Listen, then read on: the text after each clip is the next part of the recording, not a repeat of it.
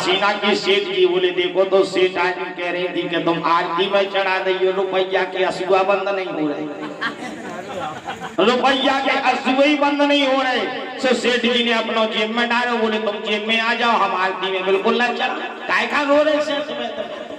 सेठ जी ने प्रसाद लो अपने घरे गए। सेठानी बोले काय कथा का सुनिया? बोले का सुनी होते प्रांगण ही भर गो तो पछाए बैठ गए मिलो तो हम सो गए। सेठानी बोली तुम्हारी जय हो जाए, हम से कथा गई हो तुम से कथा गई, सिक्का चढ़ाओ तो। अरे बोले वो रो रहा हो तो अपना जेब में डाल दिया है। सेठानी बोली कोई दक्षिणा ही से गए तुम दाने नहीं करे आए। अब दूसरे दिन सेठ जी आए। सेठानी बोली आज सौका हो जाओ सो बीच स्रोतन में बैठ जाइए। सो कूदना सेठ जी आए, सो बीच स्रोतन में बैठ गए और या कथा शुरू भाई। सो सेठ जी का नींद आ गई। नींद आई तो नींद कब आऊ? जब पर रोटी जाए।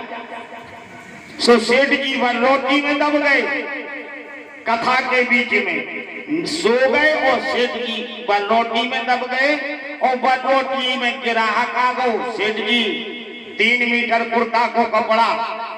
सो सेठ जी ने थान उठा लो बनरोटी में, गज उठा लो और कैंची उठा लो। बगल में एक जने बढ़िया कोसा को कुर्ता पहरे लम्बरदार कथा सुन रहे थे। सो उनने लम्बरदार के कुर्ता के 2 ही कोने पकड़े और जा कैंची लगी और सेठ ने एक दो झटका तो लम्बरदार को कुर्ता फटो सो कांखरी तक फटक चलो। अब कोसा को कुर्ता महंगो कुर्ता, अब लम्बरदार खड़े हो गए सो कुर्ता उड़ रहा जैसे 26 जनवरी को झंडा लहरा रहा हो। सो लम्बरदार ने 4-6 हाथ सेठ जी के मुंह में दे, 4-6 पीठ में दे। बोले तुमने कुर्ता फाड़ा हुआ रे? बोले भैया क्षमा करो हम बनरोटी में दबे थे। लोग बाग बोले भैया सेठ आए तब बनरोटी में क्षमा करो। कथा के विश्राम भाई सेठ जी घरे गए, दरवाजो खुलवाओ। सेठानी बोली के काहे आज कथा सुनी? सेठ जी बोले आज तो हम कथा रफ कर ले आए, आज की कथा रफ कर ले आए। सेठानी बोली बहुत बड़ी बात है कि कथा रफ कर ले आए।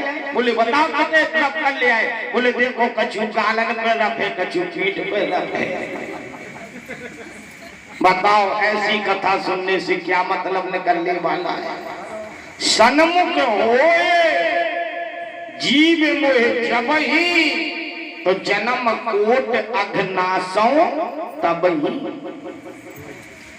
काशी नरेश की कन्या व्यास जी के सन्मुख बैठ करके कथा सुन रही थी। व्यास जी के नेत्र मन विचलित होने लगा सुंदरता को देख करके। व्यास जी ने काशी नरेश को बुलाया, राजन अपनी कन्या को कथा के बीच से हटा दीजिए, मेरा मन विचलित होता है। काशी नरेश ने कन्या से कहा बेटा कथा के बीच से भाग जाओ। कन्या उठकर के खड़ी हो गई, मंच के पीछे बैठ गई। चलो पीछे बैठ करके कथा सुन ले। लेकिन सुंदरता का जहर वो जहर है कि यह चितवत चढ़ जाए। व्यास जी ने एक बार पीछे मुड़ करके देख लिया। बस कन्या को अपनी सुंदरता से घृणा हो गई। नैमिषारण तीर्थ स्थान में तपस्या के लिए चली गई। काशी नरेश की कन्या सोचने लगी, हे ठाकुर जी वो सुंदरता किस काम की है जो भगवान की कथा भी ना सुनने दे। वो सुंदरता किस काम की है जो भगवान की कथा भी ना सुनने दे। तपस्या की, ब्रह्मा जी प्रसन्न हो जाते हैं। कहा बेटा वरदान मांग लो, हम तुम्हारे ऊपर प्रसन्न हैं। काशी नरेश की कन्या कहने लगी, अरे ब्रह्मा जी जन्म तो हो हमारा मनुष्य योनि में, लेकिन हमें इतना बदसूरत बना देना, इतना बदसूरत बना देना कि संसार के लोग हमको देख करके थूक दें। ब्रह्मा जी कहने लगे ऐसा वरदान आज तक किसी ने नहीं मांगा। चलो तुमने वरदान मांगा तो मैं वरदान देता हूं। वही काशी नरेश की कन्या अगले जन्म में सबरी बनी। कौन बनी? सबरी। सबरी इतनी बदसूरत थी कि किसी ने अपने आश्रम पर रहने के लिए स्थान नहीं दिया। लेकिन भगवान जंगल क्यों गए? बोले सबरी बनवासनी, अरे होती न जो तो राम नहीं बनते बनवासी।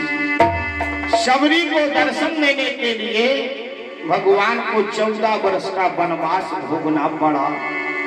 क्योंकि किसी के जीवन में एक भक्ति आ जाए तो जीवन सफल हो जाता है।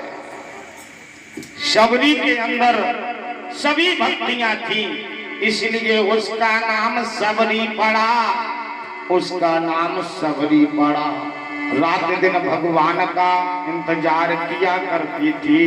ठाकुर जी आज हमारे घर आएंगे, ठाकुर जी आज हमारे घर आएंगे। एक दिन कुटिया पर काग बोल रहा था तो शगुन मनाने लगी।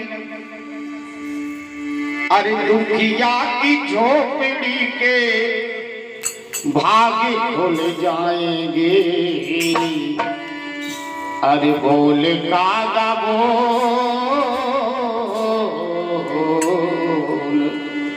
बोले कागा बोल मेरे राम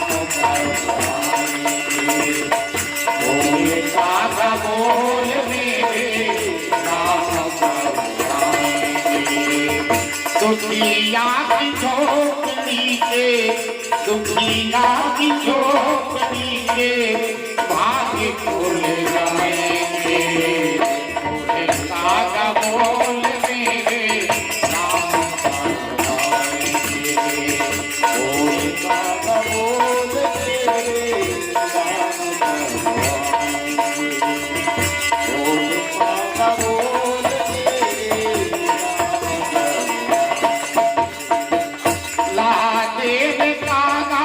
मेरे रामों की खबरिया।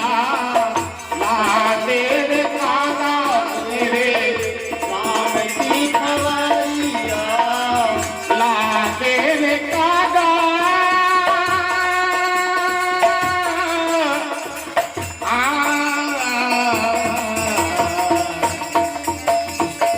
ला देर कागा मेरे रामों की खबरिया।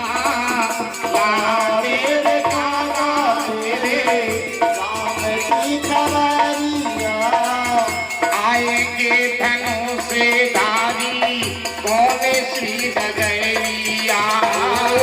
आएंगे धनों से धारी कौन सी डगरिया। कौन सी डगरिया।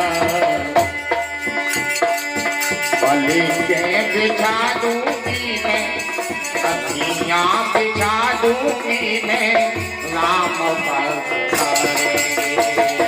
दुखिया की झोपड़ी के, दुखिया की झोपड़ी के आगे खुल जाएंगे। बोले कागा बोल मेरे राम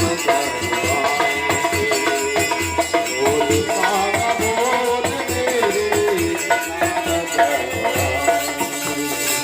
आज सबरी मैया रात दिन इंतजार किया करती थी तो भगवान को सबरी के आश्रम पर जाना पड़ा। आज हमारे संत जन कहते हैं सुंदरता एक जहर है।